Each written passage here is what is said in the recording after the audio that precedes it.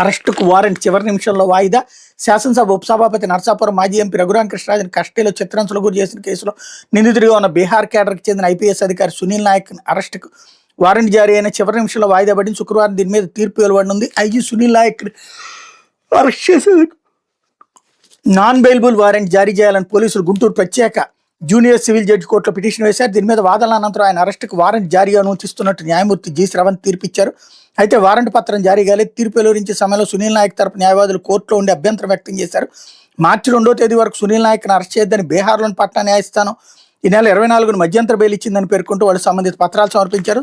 స్థానిక పబ్లిక్ ప్రాసిక్యూటర్కి ఆ పత్రాలు ఇవ్వబోగా ఆయన వాటిని తీసుకునేందుకు నిరాకరించారు. ఈ కేసులో ప్రభుత్వం ప్రత్యేక పబ్లిక్ ప్రాసిక్యూటర్ని నియమించిందని ఆయనకు ఇవ్వాలన్నారు. అనంతరం ప్రత్యేక పబ్లిక్ ప్రాసిక్యూషన్ జాయింట్ డైరెక్టర్ వి రాజేంద్ర ప్రసాద్ కోర్టులో పోలీసుల తరపున వాదనలు వినిపించి పలు ఉన్నత స్థానాల తీర్పులు న్యాయమూర్తికి అందించారు. ఈ సందర్భంగా న్యాయమూర్తి మాట్లాడుతూ పట్నా కోర్టు ఉత్తర్వుల గురించి పోలీసులు దాఖలు చేసిన వారెంట్ పిటిషన్లో ఎందుకు ప్రస్తావించలేదని ప్రశ్నించారు. పట్నా కోర్టు ఇచ్చిన ఉత్తర్వులు తమకు తెలియదని వాళ్ళు సమాధానం ఇచ్చారు.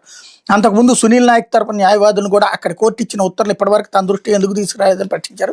కోర్టుకు మెయిల్ చేశామని వాళ్ళు బదులు ఇవ్వడంతో అరెస్ట్ వారెంట్ జారీకి సంబంధించిన నిర్ణయంపై తీర్పును న్యాయమూర్తి శుక్రవారానికి వాయిదా వేశారు. నేను మళ్లీ వాదనలు జరగనున్నాయి. ఇదిలా ఉండగా కోర్టు జారీ చేసిన అరెస్ట్ వారెంట్ రద్దు చేయమని కోరుతూ సునీల్ నాయక్ తరపు న్యాయవాదులు గురువారం సాయంత్రం మరో పిటిషన్ వేశారు.